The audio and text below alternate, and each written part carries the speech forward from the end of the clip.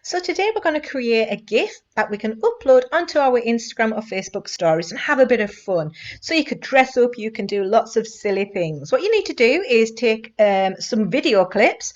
This is all I done one video section of various moves.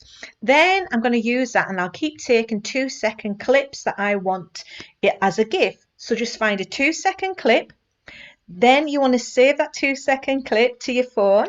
Then we are going to do something else with it in the next stage. So once you've done that, you now need to open up the website unscreen.com. We are then going to upload that clip that we've just taken, that 2-second clip that we're happy with, and we're going to create that. It's going to take the background away and we're going to have our own GIF to put on our stories. So once you've uploaded it and you've saving it and doing everything else, it's really self-explanatory. You then need to download it, but you download as a GIF, but the next stage you just want to view. So when you view it, you can view it as a GIF and then you will save it to your mobile phone. So then you're going to save the image and then we're going to now add it to Instagram. So we're going to add a story.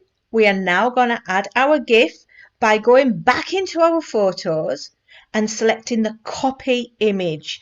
You don't want to do anything else. You just want to copy that image.